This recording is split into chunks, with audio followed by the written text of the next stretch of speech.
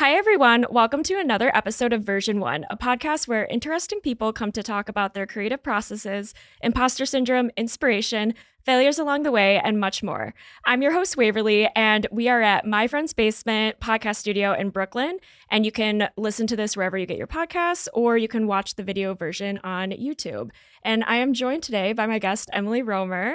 Hi, welcome to the show. Can we just start off with having you introduce yourself, please? Yeah, for sure. I'm Emily Roemer. I'm originally from Louisiana, but I've lived in New York for, I guess, almost 8 years.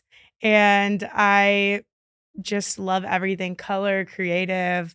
I'm a designer, started in print design. Now I'm kind of going into the digital world. So yeah, excited to chat. Yeah, and just to catch everyone up, we used to work together at the New Yorker a couple of years ago. Yes. And that's how we met. And your designs were all over the magazine, of course, but also the merch. Like you had your New Yorker umbrella, I noticed that you designed. Yes. And yeah, I always thought that your designs and just following your personal Instagram were always so colorful and bright and optimistic and beautiful. And so I'm so Thank you excited so to much. dig into that Yeah. with you. When you were a kid, what did you wanted to be when you grew up? Such a great question. And I actually, funny enough, speaking about the New Yorker, whenever you had to log on the computers and then you'd have a question, like a security question Yeah. that literally asked you every single day. Mine was, what was your dream job as a child? And my dream job as a child was National Geographic photographer, but that's a lot to type out. So I would be like National Geographic photographer every single day. And it was getting so crazy, like trying to log into my laptop. But yes, that was my dream job as a child. I really wanted to be a National Geographic photographer. And to my surprise, as I got older and realized, especially working in the magazine world, National Geographic photographers, that's not really a full-time gig. Mm-hmm. It's like, getting commissions. And it was kind of like in my mind as a child, I was like, I'm going to travel the world and like take photos. And, every single day of my life is going to be a National Geographic photographer and it's going to end up in magazines. And anyways, that was my dream job. It sounds like you always had an eye for visual things then. Because even though a photographer and a designer are very different, it's still like a very visual aesthetic medium. Definitely. I've always been like, I don't love to read. And I feel like for a long time, I was like faking it. I was like, yeah, I love reading. I read too. And now I'm just fully committing to, I'm so visual. I love the visuals. I'd rather watch a movie than read a book any day. I know that's like crazy to say, but I just feel like everything in my life has always been about like the way things look and the colors and just bright and creative. And yeah. That's awesome. Since I was a kid, for sure. Yeah. When did you decide to take design seriously and pursue it as a career? Yeah, so it's kind of a funny roundabout story. I feel like I didn't know graphic design was a career. Like, I feel like if you don't grow up in a metropolitan city or have somebody who is doing design in your, maybe your parent's friend or a parent or someone I feel like you wouldn't really know about graphic design. I mean, I guess like Gen Z and the generation after Gen Z is a little different. They might know because they're so like plugged into the internet, but I did not know that was a job. Like I had no idea, even in high school.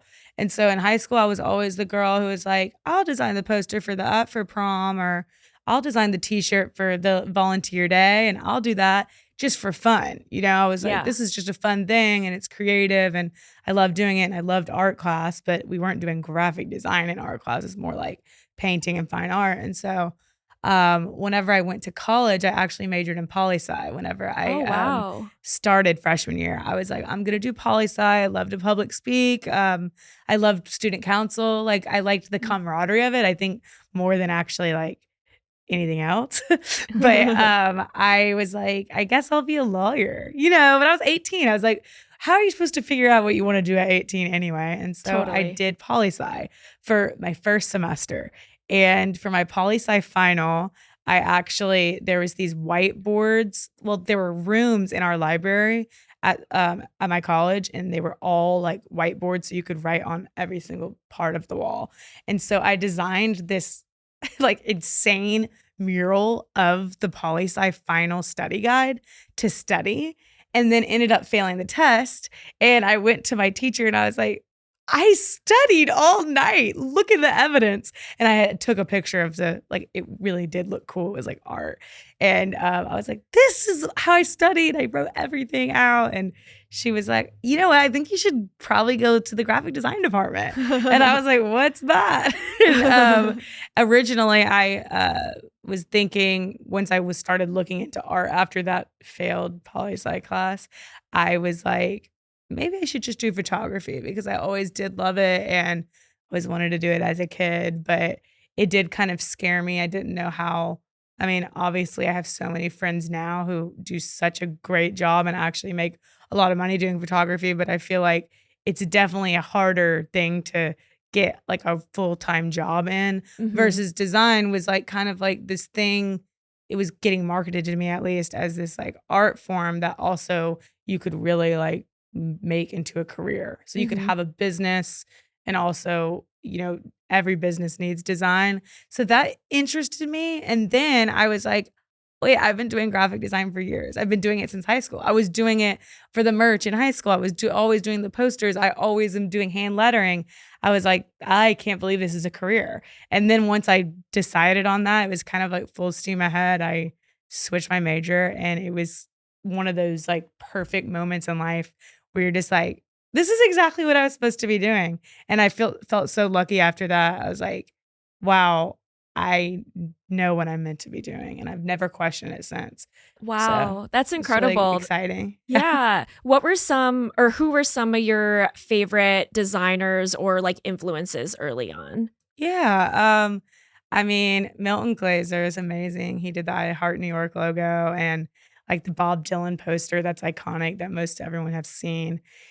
I love his like 60s and 70s aesthetic of like all the bright colors, like loose typography, illustrative. Like I still love him so much. And he's a huge reason, which I'm sure we'll get to. I went to grad school in New York and the grad school I chose, he actually taught at. Oh, And cool. so he was a huge inspiration early on. I think also just it's not even people, it's like things that really inspired me were like the Beatles album covers. I like love all the color in that. I'm still obsessed with all of that design, like Yellow Submarine, like that, all of those illustrations.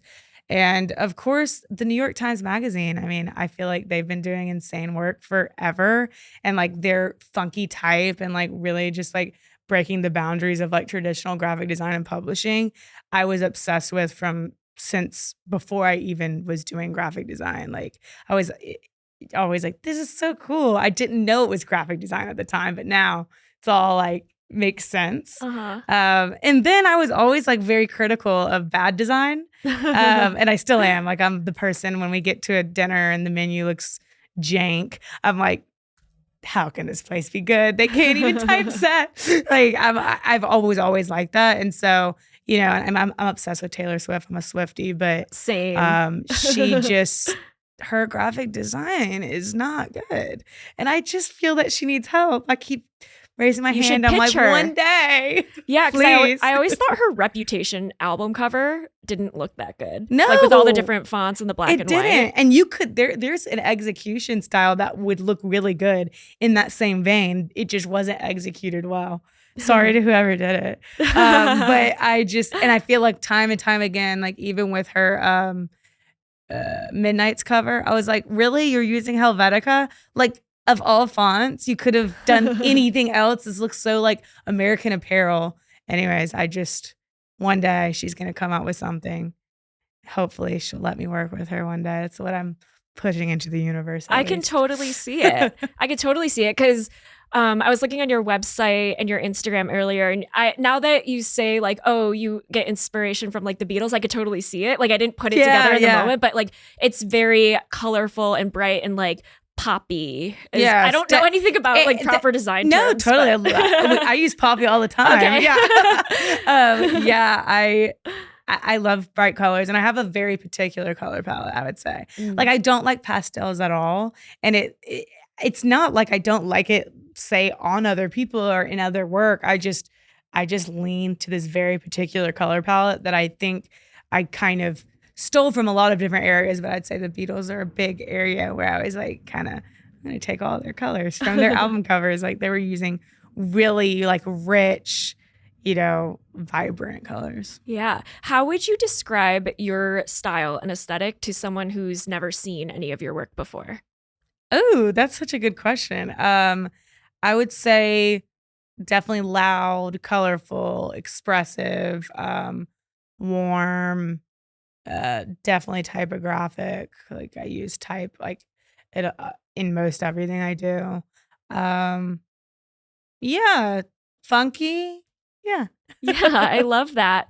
And when you were in school and switching over from poli sci to design, did you ever have either like moments of self doubt or like maybe a setback that affected you during that time or during those early years? Yeah, I feel like I said, I feel like the big setback for me was the poli sci transition, and luckily that happened early on. I mean, I was coming from being like a, A student in high school and like always like doing well, never close to even failing a class, like ever.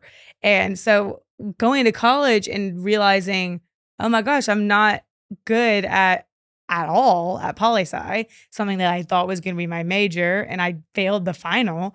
And had to go tell my parents, like, hey, I failed the final. I'm failing this class. And they're kicking me out of the major basically, and I need to pick another major. It was like this whole stressful situation in my life. I Uh-huh. was like, I guess I'm not cut out for college. I went through this whole dramatic thing, and I was like, should I drop out? And anyways, I feel like that piece since then, that was like the last time I've been so just lost, I guess. I mean, obviously there's times like in my career and just days of the week where you're like, am I doing the right thing? But I've never questioned, should I be doing design? I feel like after I transitioned over, I was like, I was meant to do this. Like I know I was meant to be a designer. I mean, there's parts of me that feel like I want to design other things. So like sometimes I'm like, oh, I don't want to do say magazines anymore. Like I pigeonhole into that pretty hard after grad school. And I feel like I'll have crisis of like the actual medium, but never design. Like I feel like I definitely in the right space. I love that. Do you think that you went into poli sci, which is kind of known, I think, as like in the category of majors of like quote unquote safe majors versus like art schools kind of looked at as more risky? Do you think that Right. like that was part of your decision? And I guess leading into that, like what advice would you have for someone who is scared to take maybe a riskier route and pursue something that's more art driven versus like a quote unquote safer career, if that makes Yeah, sense? I think that's total. I mean, I think that there's jobs like whenever, you're going to college or you're in high school and, there's doctors, there's lawyers. Mhm. Yeah, they're safe. And I mean, statistically, they make a lot of money and you can, like have that safety net. And I think also if you go those routes, you're pretty much guaranteed. Like if you go to, I mean, if you go to med school, you're going to be a doctor and you're going to make money, right? Like that's just a given. But if you do art and you then go to get your master's in art, there's no guarantee at all that you'll make even a dollar.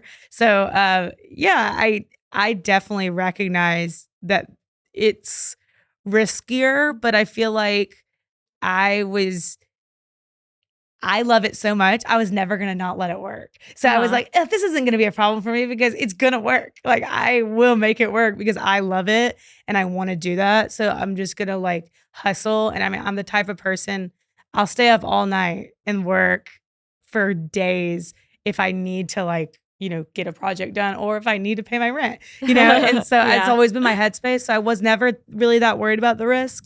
But I will say, I think in general, that's probably a privileged thing for me to say. Like, I wasn't worried about the risk of like not being able to make money. I feel like there was things I could have done and fallen back on, which I feel like not everyone probably feels that comfortable.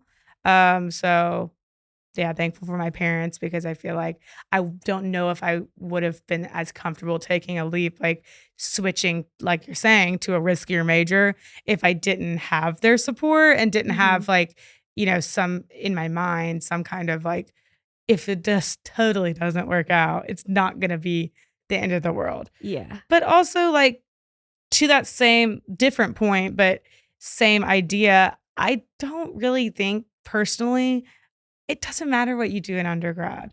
If you want to do like art in undergrad and then you want to go be a doctor, you can do that. My cousin, he majored in theology in undergrad and now he just graduated med school last week. Oh, So wow. I just think like undergrad, you're learning about yourself. You're learning how to be without your parents. You're learning how to get along with people. I just don't think your major matters that much, Totally.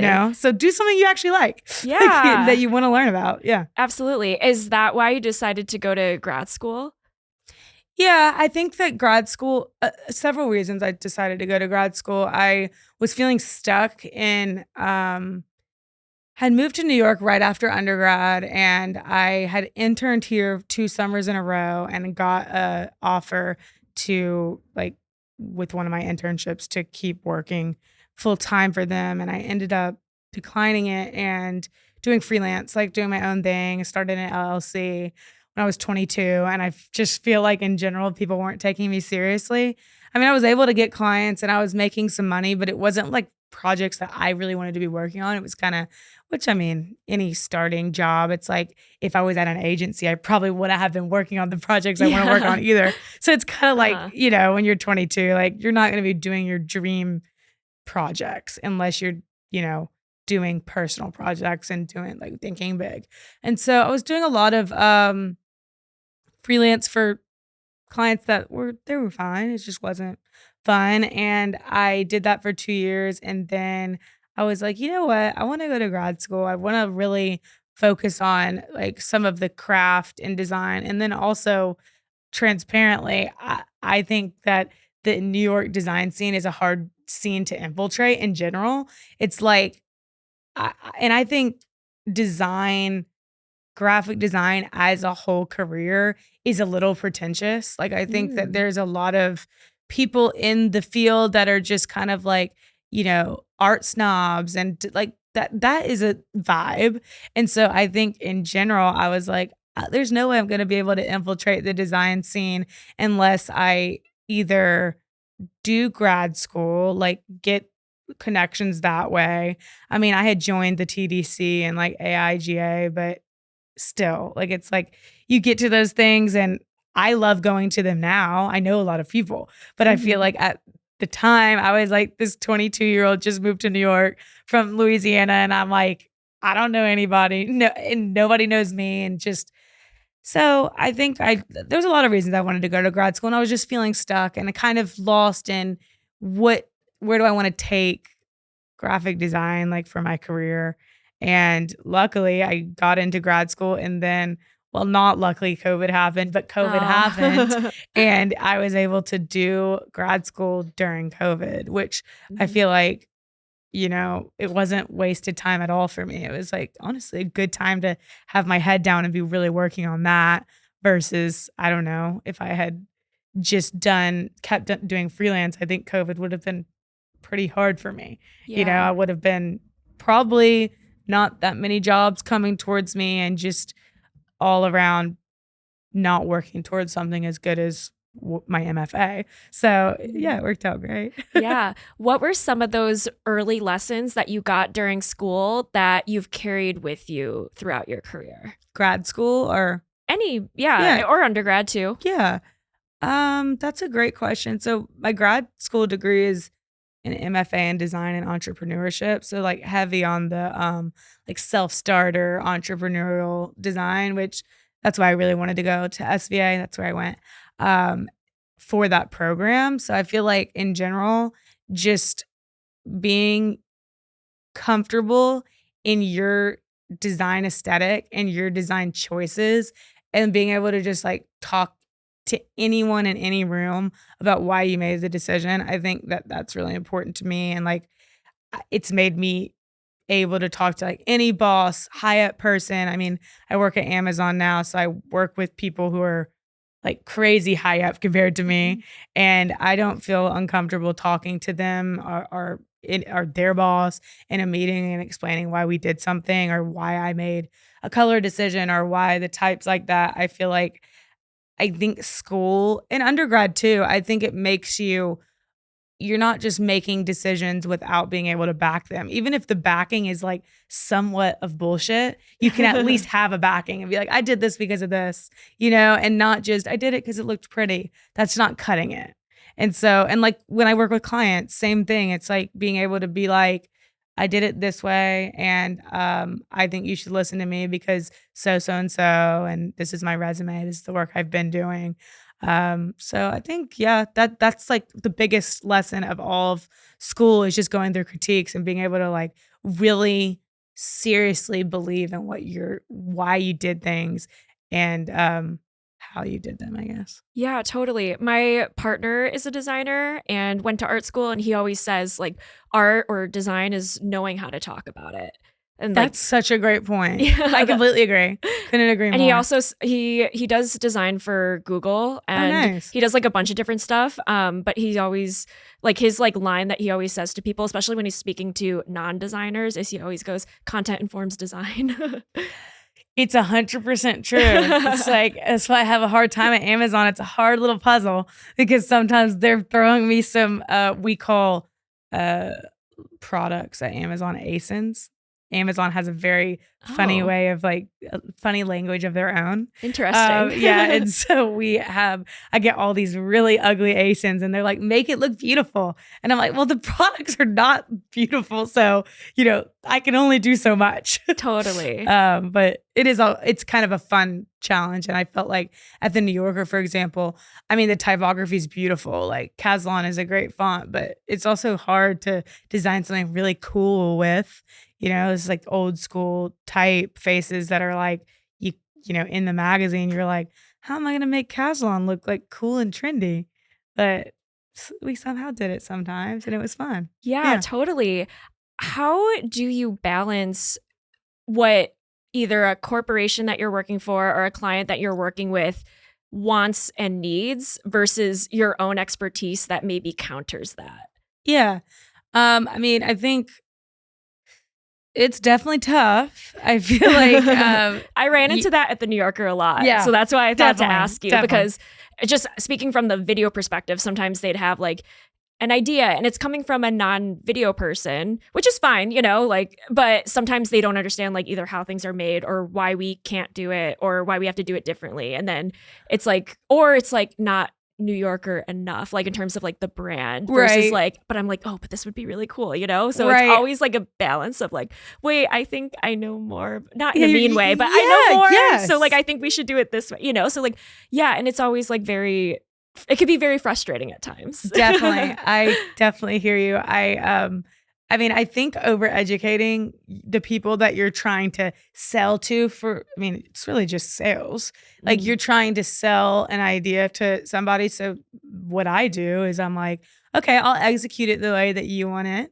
And then I'm going to execute it 3 other ways. And I'm going to try to explain to you why it's better. And then, Amazon's been great at teaching me about doing that because it's a very data-driven company. So they're very much about like, if you bring the data and you say, hey, I think that the type should look like this. And the reason I think it should look like this is X, Y, and Z. And I have 10 examples of other companies who are doing type this way and it's really worked for them. And you show them like, they care about data on any level. So you could say, get a test group of designers on your team to vote on it. And that actually brings me back to a tote bag at the New Yorker. I forgot about this, but one of the totes I designed at the New Yorker, I kind of same thing. I was like, I think we should do this funky type tote and have all this tilted type and it be like expressive. And I feel like there was some pushback. There was always pushback, like, and that's fair. It's a heritage company and they have like such a beautiful brand. And I was like, I'm just going to print out all the ideas and put them on a sheet of paper and go around the office and just get people to vote. I was like, I'm just going to get people to vote. So I like brought it to David Remnick and I was like, you want to vote on the tote? Like, brought it to all these people. And the tote that we ended up printing, like got, I don't know how many votes we ended up getting, let's say 30. And the tote that we ended up printing got like 27 7 votes. I still have the piece of paper like Oh, under I my love bed that. in my New Yorker chest of like cool things. And but I think just in general, like try out what the people, whether the people be your boss or a client, do the thing that they want to see, because I think it's disrespectful to not and at least explore it. And who knows, that they could be right. I'm not like, Totally. there's been a million times where they were right and my crazy exploration wasn't good at all. And I didn't even show it because, I explored it and I was like, actually the simpler or this version looks better. And also just in general, like at Amazon, for example, a lot of times the design that I want to win is not going to win. And I just have to be okay with that. I mean, I'm working for Amazon. I'm doing Amazon work. I'm not doing Emily Roemer work. Yeah. So I think also just like having personal work and being able to have either clients or just like personal projects in the pipeline that you can kind of do Emily Roemer work or like your aesthetic. To me, that's huge because it makes like losing those battles in my corporate job sting a lot less. I'm like, oh, okay, well, I tried and the other design's more badass, but at the end of the day, it's Amazon and it's fine. Yeah.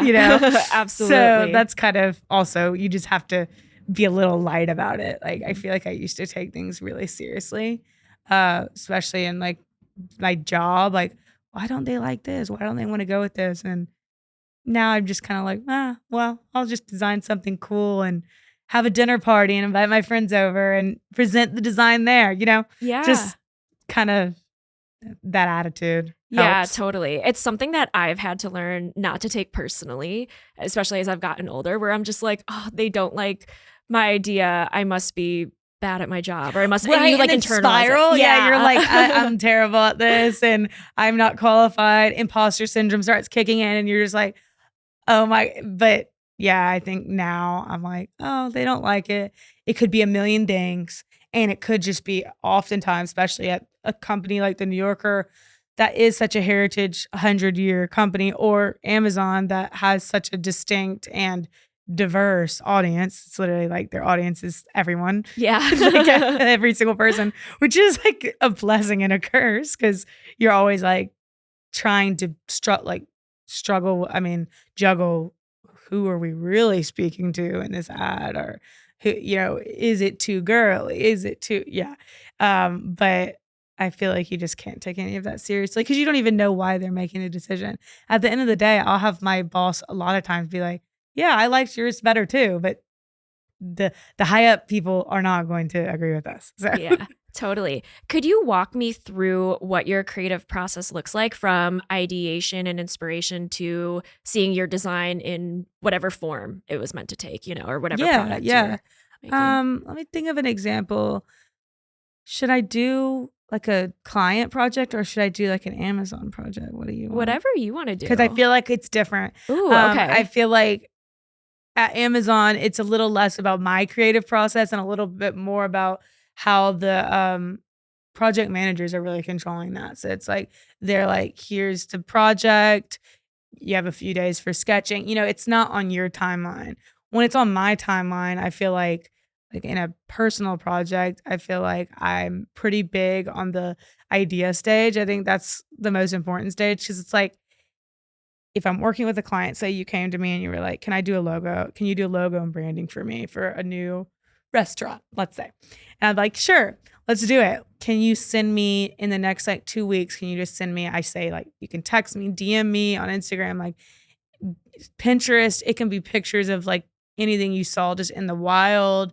You saw a cool ad on the subway. Like, I don't need to see restaurant branding. I just want to see where your brain is at. It's like a brain dump. So I'm just like, just put everything out there that you're liking. Like, even I've had people send me like literally a paint color on a wall and they were like, loved this wall in a bathroom, and we're doing like a logo, which, some people are like, how does that even relate? But I'm like, every little piece starts creating a story. And so when I'm working with a client, I feel like that's like huge part of the process is just like getting into what they actually like and trying to the idea stage. And then from there, honestly, I just kind of start making a ton of sketches. And I've had some professors, like one of my favorite professors is very much like, he's like, they hired you, so give them like 2 options. Don't overwhelm them with a ton of options. I'm not on the spectrum of give them 100 options because also I don't think that works. But I like to give people like 10 options, like vastly different. I'm like, we experimented with everything and it's still the sketch stage. I mean, I'm not gonna, fully design a full-fledged 10 logos. Like that would be a waste of everyone's time probably. But I like the diversity of different ideas and then like having conversations with the client. I think it's like a very personal thing. So I like to really partner with whoever I'm doing the design for. And then if it's just my work, I just have fun. I'm like, I know what I like. And I'm taking pictures constantly of like everything around me. I actually have a very absurd number of photos on my phone. Let me show you because it's like the craziest number. I always try to find someone even close. 300, 3,001. How should I even say this? 300,000 photos. So, 300,000. yeah. So wow. 300. How do I say this? I mean, I'm not good at math. 319,710. Yeah. Thank you. No, I think I average like 100 pictures a day. I'm not joking. Oh my gosh. But I mean, I'm taking pictures. Like I'll be like, oh, I love that brick color. I'm going to use that for a project. And I'll take a picture and then I'll go eyedropper it. And so it's like a lot of my photos are just weird like that, but I'm constantly gathering. You're always in the process of making a mood board. Yes, it's like, yes, like daily mood boards. Yeah. And then once you have that mood board or that collection of images from either yourself or the client, then how do you start? What are the first like designs like? Like, what is that process? Yeah. I just kind of put it on. I mean, I use Illustrator a lot, but I've also been kind of obsessed with Figma lately. I feel like that's the new frontier. And I feel like Figma's kind of polarizing. So that's cool to hear that you like it because I hear a lot of bad things about Figma. I'm really liking it. I also have to use it a lot at Amazon. So I feel like I've gotten really good at it just because I have to use it like every day. But I've been using it some in my personal work, which was surprised even me because I was like, can't believe I'm like choosing Figma over Illustrator, my first love, Illustrator. But yeah, if say I'm opening an Illustrator, I just kind of literally put the mood board in Illustrator and then just start like messing around. I mean, it's messy. Like it doesn't look, my board never looks clean until I put it like in a pretty polished like Keynote or something. But yeah, I'm just kind of messing around and really having fun. That's my favorite part of the process. So just experimenting until you find something that works. Yeah, pulling design references, pulling type references from there's a website I really love and I feel like it's so underrated.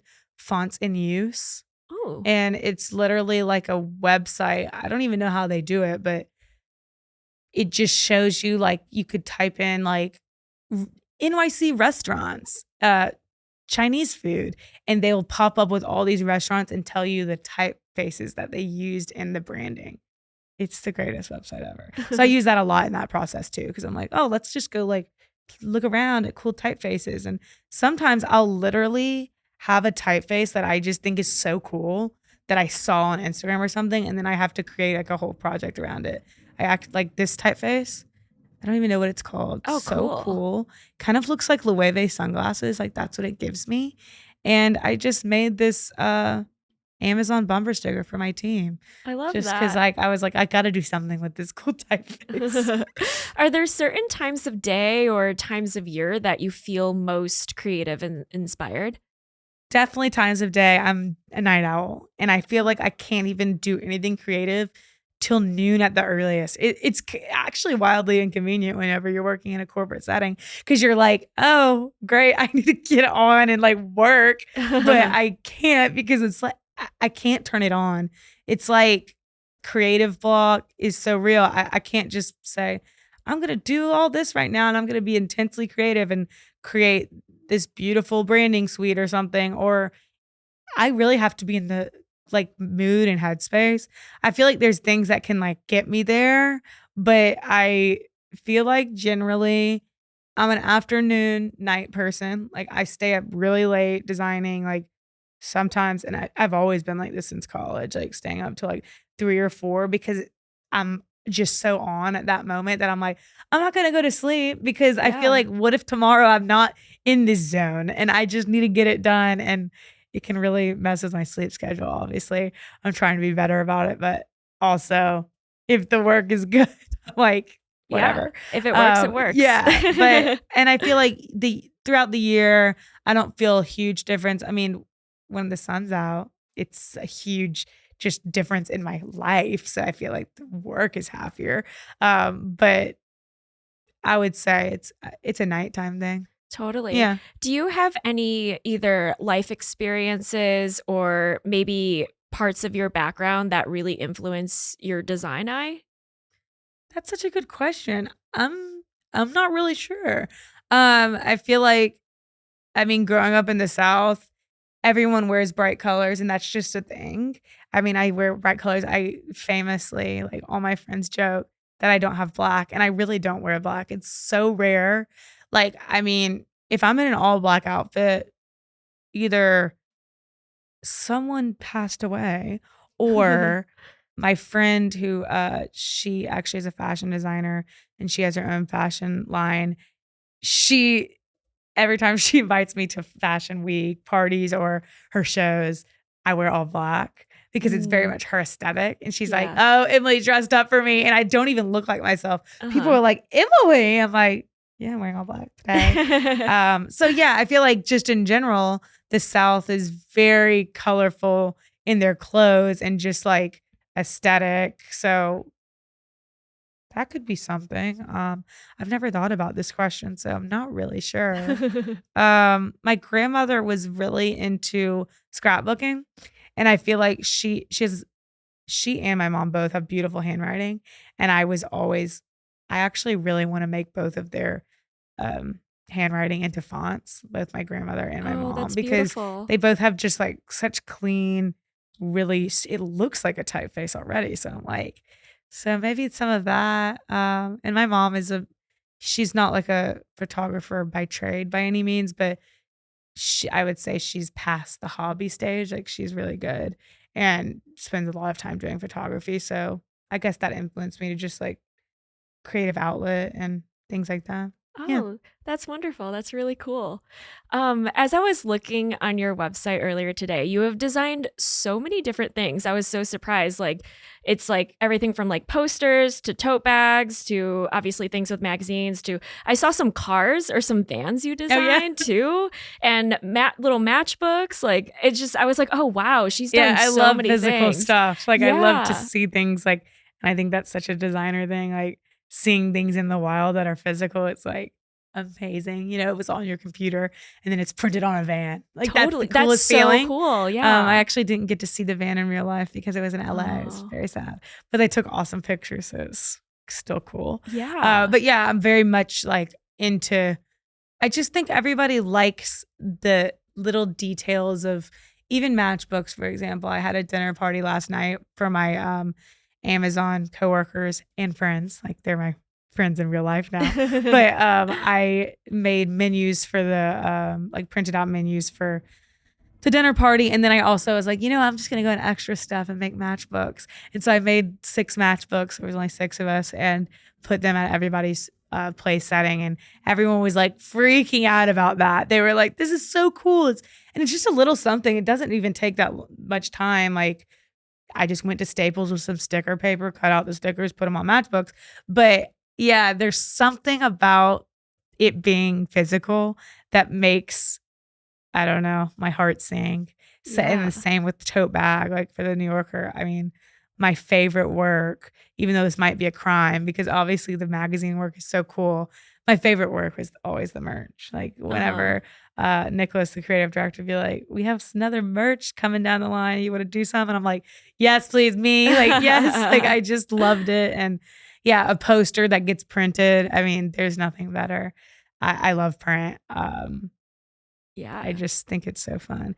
And even if I feel like physical could even be like if it's physically on a screen in the wild. Like one of my dreams is like to have some of my work in Times Square. Like that'd be so cool. That feels Yeah. physical too. I mean, obviously it's digital, but that would give me the same like high as like a printed magazine. That's so So, cool. Are there favorite items that you have that you like, or I guess, yeah, do you have favorite items that you like to design like more for like a particular item versus another one? If that makes hmm, sense. yeah. I mean, I love a poster. I Yeah. mean, like a gig poster, movie poster. I mean, there's nothing better than doing design for design driven people or like art people. So, like doing a movie poster or a poster for a concert, I feel like I love doing stuff like that. It's like, I mean, I love my other clients too, don't get me wrong, but things that are already in the art realm that like I can design for other artists. I love that. So I don't know if that's an object per se, but yeah, a poster. It's an object. I just like designing in that realm, in that world. Yeah. Is your approach to design different if you're, let's say, designing a poster versus designing a van or a tote bag? Like, do you Yeah. have to approach things a lot differently? No, not really. I still do like the chaotic Illustrator mood board situation. It's really not that different. And then I like to print everything out. I mean, I think the New Yorker kind of taught me that. Just like print everything out, put it up on the wall, like see how it looks. I still very much do that, like even for my personal work.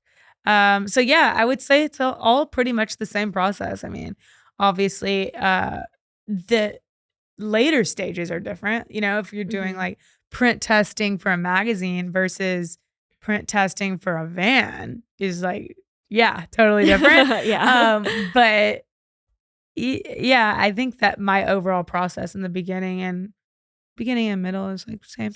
Yeah. Mhm. Um, when or have you faced imposter syndrome at all throughout your career? Oh, 100%. Can you I tell feel like me? we Yeah. all have, Yeah. but major, I Mhm. still definitely have it. I had it Mhm. really bad at the New Yorker. Oh, I feel like really? I was always like, how did I get here? It kind of felt insane. And it was also, I felt a little guilty because I was like, this is definitely someone's dream job and it's not exactly mine. I loved my work at the New Yorker and it was fun. The people were amazing and I'm so glad I got to do it and like really glad that I have that stint in my career. But I feel like it was a mix of imposter syndrome, like am I qualified to do this? Should I be in this room? Like, do I know anything? Um, and a mix of that and feeling like an imposter about it not being my dream job. I was like, I felt really guilty about that. I was like, I'm getting DMs from like all these like strangers. Your job is my dream job, or can I work with you? I mean, I still get DMs literally every single day. Like, hi, I'm an illustrator looking to like get commission for the New Yorker. Or now they've come to know that I'm at Amazon. So they're looking for commissions at Amazon, which I'm not doing much art direction and commissioning for Amazon. So I feel bad because I'm like, oh, I love working with those people. But yeah, I think and at Amazon, I feel like a total imposter. I think just working at a company that you literally can't I can't seem to not see like an Amazon ad logo or a box. I mean, even walking around New York City, I can like leave my phone at home. Amazon is everywhere. You cannot escape it. And it feels insane that I work there. Like, I'm like, oh my, I just still can't really believe it. And I mean, I have days where it's like so daunting and like it scares me. And then days where I'm like, no, I deserve to be here. But I feel like it's never gonna go. I'm here. Like I'm like days where I'm like, yeah, I should be here. And then days where I'm like, I'm an imposter, and I don't think that that wave is ever gonna change for me. I mean, we'll Totally. see. Maybe I'll get over it, but, and then whenever I work on client projects, like, for people that have always been on my dream bucket list clients, that feels really insane when, like, I'm getting, a client that, like Netflix, and doing work for them and doing work for James Blake, one of my favorite musicians. Oh, that's so cool. Yeah, like that was crazy. That's still insane. What did you do for him? I did a gig poster for him. Oh, for, that's for a sick. show, in LA, and it was like the craziest experience ever. How did because, he find you? On Instagram, and we were DMing, and it was so That's insane. insane. I love him, and I was like, "This is the craziest I'll ever feel," and I just couldn't believe it. That's so cool. Yeah. So I feel like things like that's gonna just happen throughout my career, and I'm just gonna be dumbfounded every single time. I feel like I'll be like 80 years old and maybe finally working for Taylor Swift at 80, and I'll still be like, oh my gosh, imposter syndrome. That's incredible that you're able to do so much. And that's cool that he just found you on Instagram. That's so incredible. Yeah, he had like a I guess it was kind of a design contest. So people were submitting.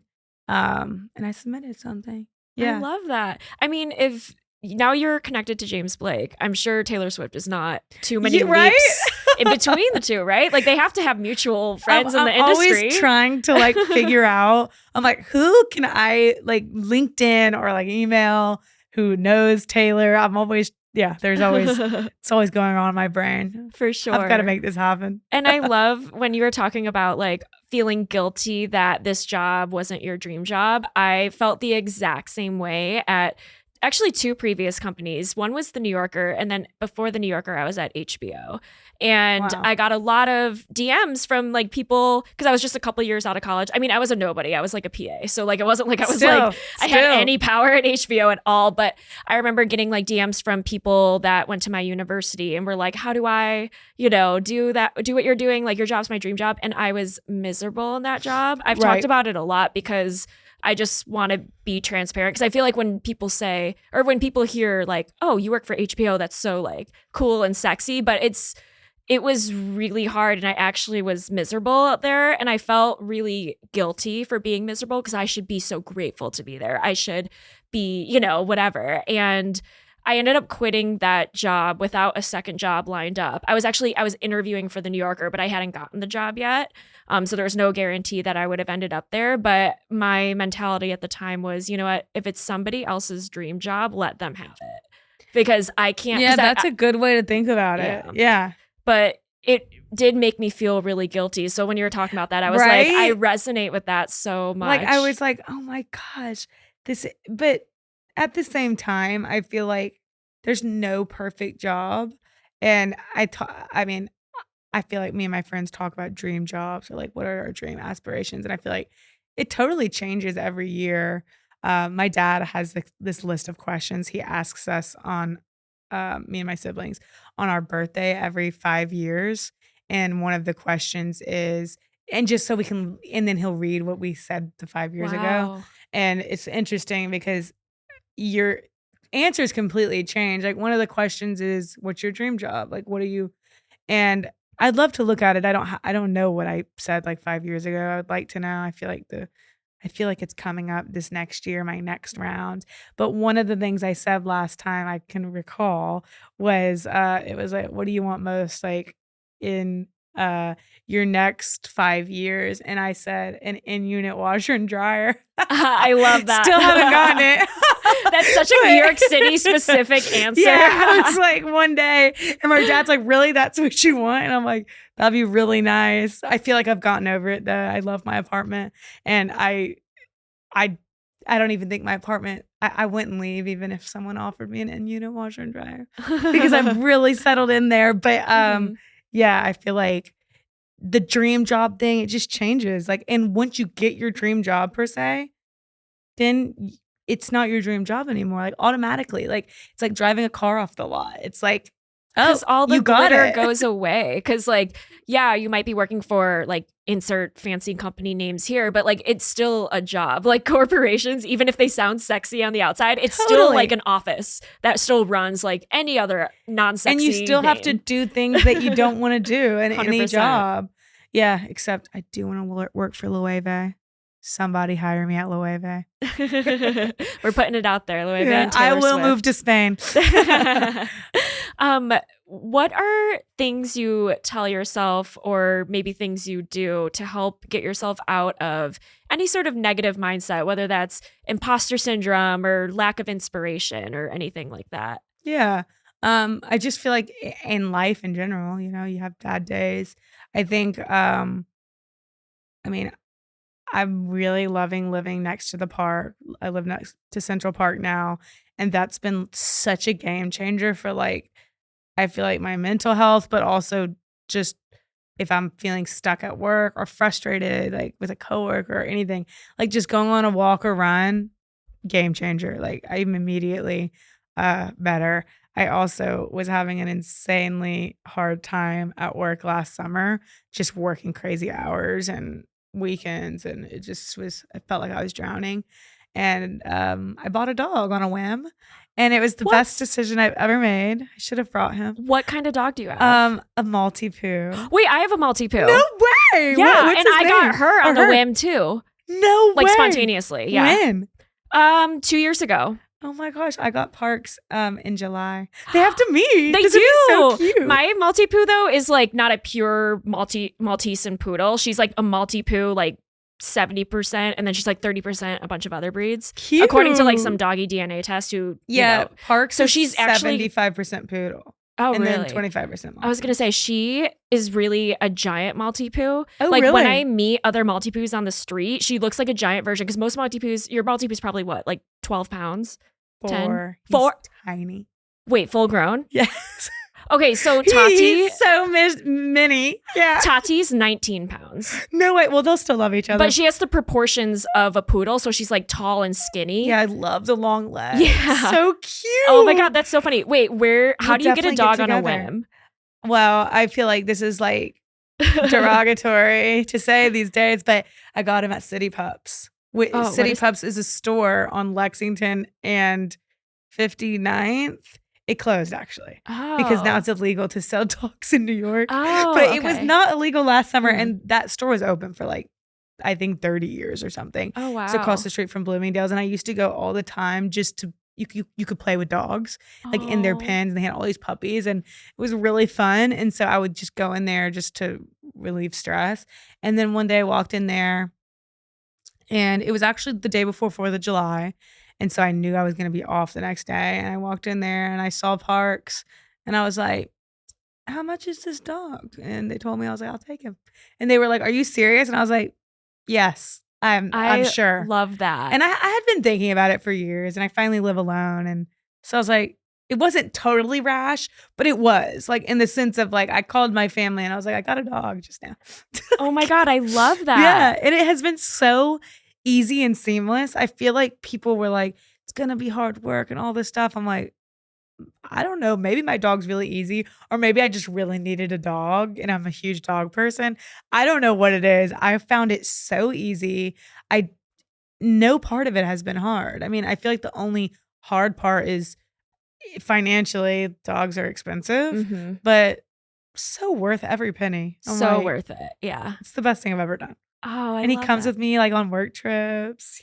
He's a big traveler. Oh my gosh. Oh, you put him under the seat. Oh yeah. Oh yeah. I do that with sleeps. Tati too. Yeah. She's a little neurotic though. So we do have to give her anxiety medication. Love it. We do have to sedate her, but she does go under the seat in the plane. Wait, oh my gosh. They have to meet. Yeah. That's Puppy so play cute. day. I have 2 dogs. One is a Havanese and the other I is love a Havanese. So Maltipoo. cute. Yeah. So they I'm have a big each dog other. person as well. I But yeah, love I it. got Tati very spontaneously as well. My boyfriend and I were walking. Oh, we were actually on shrooms. We were walking. Amazing. We were walking on shrooms just throughout Brooklyn, and we wandered into this plant shop, and 2 little dogs came running up, and I obviously just assumed they were the plant shop owner's dogs. One of them was Tati. One of them was the plant shop owner's dog. And she was like, we're like petting the dogs. And I was like, oh my God, your dogs are so cute. And she was like, oh, thanks. Like that one's mine, but that one's actually up for adoption. And like I made eye contact with my dog and I was like, No, it is exactly like that. I was talking to someone, one of my best friends, Ezra, just got a dog like a month ago. And I was like, isn't it like kismet? It's like you look into their eyes and you know it's like you're and the dog knows too. And the drugs help. Totally. I feel like the shrooms helped. Yours is probably more kismet than mine. You're probably like, I was like, this dog is speaking to me. I can understand, That's so cute. Yeah. And me and my boyfriend were like, we both grew up with dogs. So we talked about getting a dog one day, but it was not a plan. So this was your first dog? Well, it was our first dog as adults. But you got this dog before the Havanese. Yeah, the Havanese was my family's dog. My parents got 3 Havanese dogs at the same time. And then my dad passed away. So then we took one of the Havanese dogs. Oh, thanks. But we took one of the Havanese dogs. So my mom was only taking care of 2 dogs instead of 3. That's fair. And your dog's probably so thrilled. Yeah, exactly. Yeah. She has bad separation anxiety. And so having another dog really helped her. Aww. So cute. Anyway, I know we've strayed so far from, but I love this conversation. Yeah, same. It's all good. I love it. And our dogs have to meet one day. Oh, definitely. So cute. We're putting that on the books for all sure. Right. Do you want to move into the lightning round? Sure. What's that? All right. Don't feel too much pressure. It's just a list of questions that I ask every guest at the end. And so do I just answer short lightning? You can answer however you'd like. Okay. No pressure. Let me get ready for this. All right. What is something new that you've tried lately? It could be literally anything. It doesn't have to be related to anything we've talked about. Okay. Timbablo. It's like a Sicilian dish. I actually went on a pasta retreat to Italy, like pasta camp. And that sounds like my dream. It was the biggest dream come true. Like I want to do it every day. I think I should move to Sicily. Anyways, They taught us how to make all these different types of pastas, and we learned how to make pasta for 5 days straight. It was so cool. But one of the dishes on our last night was called timbablo. Never heard of it before. It's basically, if you've ever seen that movie The Big Night. No. It's a great movie with Stanley Tucci from a long time ago. He's young in it. You should watch it. But they make timbablo in that. Anyways, we learned how to make it, and I actually made it yesterday for my friends for my dinner party, and there was no leftovers, which has never happened to me before. Wow. They loved it. So, but I had not tried it either. And I tried it a month ago at the pasta retreat. So that's my newest thing I tried recently. Okay. I am obsessed. Yeah, that sounds amazing. It's like a pasta cake covered in leaves of eggplant. Ooh. Yeah. Cool. You make little petals and okay, I need to get the info on this pasta camp. I'll send you the recipes. Because pasta camp sounds like my dream come true because I was such a butter noodle totally kid. Go. I still only eat pasta. Not only, but I eat pasta multiple times a week. So this is you should my go dream. This, and then you'll know how to make elevated pastas. Oh my gosh. You learned ravioli, all kinds of things. It's amazing. That sounds incredible. All right. Do you have a lesson or a message that you want to share with the listeners?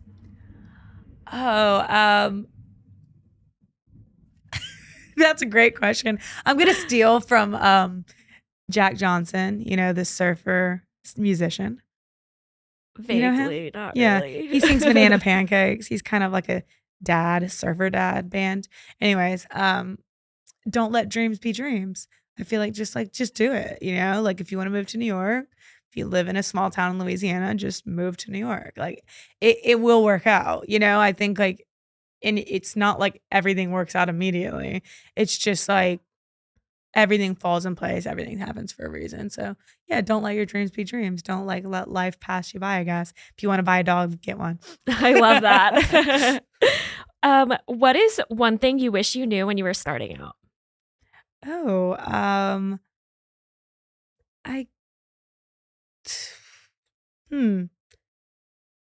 I guess I wish I knew. I don't know. This is a hard question. I guess in the very beginning, I think it would have been nice, and it was a nice thing to end up learning. But I think that the design community and designers in general and creatives are such nice people to work with. And I think that it's needs to be talked about in college. It's there's some careers that you're going to be faced with I don't know, more rigid people and more harder people to work with. And I feel like in the creative industry, everyone is so nice for the most part. I mean, there's always going to be the odd one out. But I think just knowing that it was going to be a career full of like really like heartfelt, nice people would have been cool just to know. But I mean, like I said, I figured it out, so it's fine. Um, yeah, I don't know. It's a hard question. No, I think that's a good one because I think people are easily intimidated by others, So I think just having that knowledge is helpful. And I think in general, like creatives can sometimes like be like looked at as like either there's different spectrums, but like weirdos, like, oh, they're so weird and they dress different and they're not conformists really. Or on the other flip side of the coin, they're like the coolest people ever, and they like dress so cool and different and they beat to their own drum, which is like really the same thing. It's just like perception. Like, are you cool or really weird? And I think that a lot of times people are threatened by that. They're like, that person's probably not friendly and nice because they're so individualistic or whatever. And then they end up being the nicest people ever. So, yeah. Absolutely. And could you give us a recommendation? Could be for anything. Like what would you recommend? Yeah. Like other people will say like, oh, like watch this movie. Someone said a stretch one time. Someone said go for a walk. Like it could be literally recommend anything. Okay, let me think. There's this frozen yogurt on the Upper East Side. Ooh. It's gone up semi-viral, I would say, but I only know that because it's literally like on my block, and I am obsessed with it, and I'm obsessed with the guy who owns it, and he's just precious. But it's this frozen yogurt, and it's the best frozen yogurt ever. It's called Madison Fair. That's where it is. And they have different flavors every day. They have this mango one that's literally just yogurt, mangoes. It's like very clean. Best thing ever.